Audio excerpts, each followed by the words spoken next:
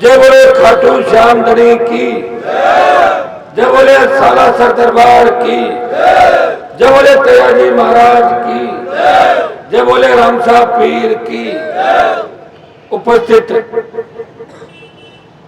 छोटी बहन अंतर्राष्ट्रीय बॉडी बिल्डर प्रिया सिंह मेघवाल, जिला अध्यक्ष महेंद्र जी, यहाँ की तमाम टीम मुकेश, दिनेश, नारायण और सारी जो राष्ट्रीय लोकतांत्रिक पार्टी का परिवार है, समस्त रालोपा परिवार, उपस्थित मौजूद बुजुर्गों, नौजवान साथियों, मेरे छोटे भाइयों, पलसाना के अंदर कोई मैं पहली बार नहीं आ रहा हूँ। पार्टी बढ़ाने से पहले जब मैं विश्वविद्यालय के अंदर राजनीति करता था, उस दौर से लेकर आज तक शिक्षक यूनियनों का ऐसा कोई गांव नहीं होगा जहां कहीं कहीं मेरा कनेक्शन नहीं। निश्चित रूप से मेरे साथ भी उस जमाने के अंदर हजारों शेखावाटी के किसान के बेटे पढ़ते थे और उनके संघर्ष के बदौलत हनुमान बेनीवाल 1998-97 के लास्ट दौर के अंदर राजस्थान विद्यालय का अध्यक्ष बना। उसके बाद लंबा संघर्ष मैंने राजस्थान के अंदर किया और सीकर की जब हुंकार रही थी तो मुझे याद है कि आप हजारों लाखों की तादाद के अंदर अपने अपने साधनों से सीकर पहुंचे और देश में संदेश दिया कि हनुमान बेनीवाल के साथ हम इस हुंकार के माध्यम से सत्ता पे कब्जा करेंगे। तब 18 के चुनाव थे, उस रैली का परिणाम ये हुआ कि डरी हुई वसुंधरा सरकार ने कर्ज माफी के लिए जो देश में हवा चली, नागौर बाड़मेर सीकर के बाद कर्ज माफी आंदोलन को हवा मिली, 50,000 नौकरियां, स्टेट हाईवे टोल मुक्त और 5 वर्ष की बिजली माफ अगर हुई तो आपके संघर्ष के परिणाम राजस्थान की सरकार झुकी। आज हालात क्या है? सत्ता संकल्प, व्यवस्था परिवर्तन। क्यों आवश्यकता पड़ी? सत्ता से ही व्यवस्था बदल सकता है। और भाइयों, आप ये बताएं, कांग्रेस बीजेपी बड़े दल हैं, लगातार लंबी लड़ाई लड़ रहे हैं। एक दिल्ली में ये बात चलती है, जब भी मेरा जिद होती है दूसरे नेताओं को, वो कह रहे राजस्थान में क्या हालचाल रहेंगे, मैं कहता हूँ आरएलपी मजबूत होगी। बोले वहाँ तो कोई तीसरी पार्टी है ही नहीं, वहाँ तो कांग्रेस बीजेपी दो ही है, एक रोटी है, एक बार इधर से आप सेकते हो और एक बार इधर उसको सेकते हो, एक बार कांग्रेस एक बार भाजपा। जो घटनाएं 25 साल के अंदर, जिस तरह वसुंधरा और गहलोत का गठबंधन सामने आया, जिस तरह पेपर लीक की घटनाएं हुई राजस्थान के अंदर, दोनों सरकारों में जिस तरह बजरी माफिया का आतंक रहा, दोनों सरकारों में जिस तरह भर्तियां रद्द हुई, आरपीएससी के चेयरमैन वसुंधरा की सरकार के समय जेल गए, इस बार भी आधा दर्जन लोग जेलों के अंदर है। और भाइयों, सबसे बड़ी बात, जहां मैं खड़ा हूं, कभी किसी ने सोचा नहीं होगा कि इस जिले के अंदर भी ईडी आएगी। ईडी आ गई।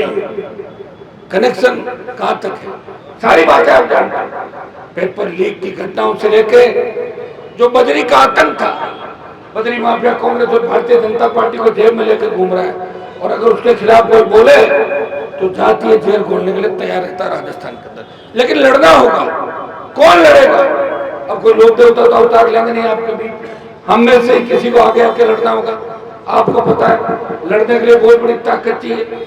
मैं सीकर के नेताओं को आपको बता दूं, पहले कांग्रेस में राज किया, फिर भाजपा में घुस के मंत्री बन के राज किया, फिर कांग्रेस में आए, फिर भाजपा में आए। पाला बदली, दल बदली के अलावा कुछ नहीं किया शेखावाटी के अंदर। ये स्थिति मारवाड़ की थी, यही भरतपुर की थी और यही स्थिति तमाम राजस्थान की। हमारे नेताओं ने तो किसी दूसरे को आगे आने दिया और न खुद सत्ता के शिखर पे पहुंचे। बेटा, पोता, बेटी, भांजा, बेटे की बहू, इसके अलावा पॉलिटिक्स किसी को नहीं लगा। लोग मुझे भी कहते हैं कि आपने अपने भाई को विधायक बना दिया। इसलिए बना दिया कि क्यों से की जनता चाहती थी हनुमान जी के घर के अलावा दूसरा कैंडिडेट होगा, हम कांग्रेस को वोट देंगे। जनता का उम्मीदवार बनाया और मैं अगर आरएलपी फ्यूचर में हार जाता तो फिर आप लोग मुझे थोड़ी मानते। बचाने के लिए जनता को उम्मीदवार के रूप में लड़ा था। वे आपकी सेवा कर आपके बीच 3 विधायक, जिसमें मैं इंदिरा बावरी आपके सामने आई मेरे तक, मेरे तीनों विधायक जब कांग्रेस बीजेपी हाथ मिला लेती आपस में, वो लड़ाई लड़ रहे हैं विधानसभा के अंदर। पेपर लीक की घटनाएं, रीट भर्ती को रद्द कराने की बात हो, बढ़ते अपराध, बलात्कार, बेरोजगारी, इसके खिलाफ वो लड़ रहा है। वो आरएलपी पार्टी लड़ रही है। जब कांग्रेस बीजेपी एक हो जाती है तो आरएलपी आखिरी उम्मीद के रूप में राजस्थान के जवान और किसान की पार्टी। मैं आपको इतना ही विश्वास दिलाता हूँ कि मेरे पास तो सत्ता तैयारी थी। मैं तो 2003 में वसुंधरा के सिलूट देता, मंत्री बन जाता। 8, 13, 18 के अंदर पाड़ा बदल के मंत्री बन जाता। 19 में दिल्ली का मंत्री पद ठुकराया। जब देश के अंदर तीनों कृषि बिलों के खिलाफ आंदोलन चल रहा था, तब हरियाणा, यूपी, दिल्ली, पंजाब के नेताओं ने मेरे से बात की और ये कहा, हनुमान जी आप अगर मोदी को छोड़ दो और NH-8 दिल्ली गुजरात का जो जयपुर का कनेक्शन है, अगर आप इसको जाम कर दो और मोदी को छोड़ दो तो किसान आंदोलन को बहुत बड़ी ऊर्जा मिलेगी। भाइयों, सत्ता नजदीक थी, कैबिनेट मंत्री के पद को छोड़ के इस किसान कौम के लिए कोई सड़क पाया, वो नागौर का सांसद था, उत्तरी भारत के अंदर अकेला किसान कौम की लड़ाई था। जब अग्निपथ आया, जिस शेखावटी की धरती पर मैं खड़ा हूँ, सबसे ज्यादा आर्मी के अंदर शहादत शेखावटी के किसान के बेटों 62-65 काल की लड़ाई, या आजाद हिंद फौज, सुभाष चंद्र बोस की आजाद हिंद फौज के अंदर भी शेखावटी के किसान के बेटे अंग्रेजों के जमाने के अंदर लड़ाई लड़ा करते थे। ये वीर भूमि है, ये सूरवीरों की धरती है। हमें राजनीतिक सूरवीरता दिखानी है। जब सेना को ठेके में दिया, देश का कोई सांसद नहीं बोला, लोकसभा के अंदर बोला, ऑल पार्टी मीटिंग में 2 लाख जवानों को जोधपुर में रैली करके कहा, मोदी जी आ रहे दिल्ली की तरफ, रोक के दिखाना, दिल्ली में घुसेंगे। और डरी हुई भाजपा ने यह किया कि पहले 25% अग्निवीर एडजस्ट करने की बात थी, अब डरी हुई बीजेपी बोली कि 50% को रख लेंगे और 50% को नहीं रखेंगे। अगर चुनाव से पहले आप एक बार दिल्ली की ओर कूच कर दोगे तो निश्चित रूप से अग्निपथ भी वापिस होगा। आपने देखा होगा पंजाब के अंदर एक अग्निवीर शहीद होता है, उसकी बॉडी एम्बुलेंस के अंदर लाई जाती है। ये कितना बड़ा अपमान है हमारा।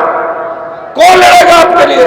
मैं दूसरी जातियों के नेताओं से भी पूछना चाहता हूँ, अरे बयान वीरों, क्या बयान ही देगा इस बात का कि हम सूरवीर हैं, लड़ाके हैं, ये है वो है, आओ मेरे साथ लड़ने के लिए। कौन मना कर रहा है? क्या तुम्हारी जातियों में भोजपुरी है सैनिक? वो भी चिंता करते होंगे कि हमारी जातियों के नेताओं की जंग लग गई क्या? अकेला हनुमान मेरी बात देश की आर्मी के पक्ष में सड़क से लेकर सदन तक लड़ाई लड़ रहा है। मेरे साथ दूसरे लोगों को आना चाहिए। और मैं अगर जातिवादी हूँ तो मेरे 3 में से 2 विधायक शेड्यूल कास्ट के नहीं होते। बल्लभनगर से लेकर सरदार शहर तक जो उपचुनाव है उसके आरोपी ने उपस्थित दर्ज करा के संदेश दिया कि राजस्थान का अगर तीसरा दल है कांग्रेस, बीजेपी अगर जिससे डरती है, राष्ट्रीय लोकतांत्रिक पार्टी है, तेजी से किसान और जवानों का दिल जीतते हुए रथ के पहिए के साथ आगे बढ़ रही है। जो रथ का पहिया आगे बढ़ रहा है, कांग्रेस बीजेपी की सूची रोक रही है। सूची 17 को आ रही थी, 20 चली गई। बीजेपी में मंथन चल रहा है। कांग्रेस बीजेपी में टिकट मांगने जाते हैं नेता, उनको दोनों पार्टियां पूछती है, आप ये बताओ आरएलपी वालों की क्या स्थिति वहां? कांग्रेस बीजेपी आपस में डरी हुई, वो राष्ट्रीय लोकतांत्रिक पार्टी से डरी हुई है। इसलिए आप मुझे ताकत दें, मजबूती दें। मैं विश्वास दिलाता हूँ कि सत्ता के शिखर पर किसान कौम का कब्जा होगा। हम शेड्यूल कास्ट के ओबीसी के भाइयों को साथ लेके नए राजस्थान का निर्माण करेंगे, आपके सपनों के राजस्थान का निर्माण करेंगे। बहुत बहुत धन्यवाद। जय हिंद।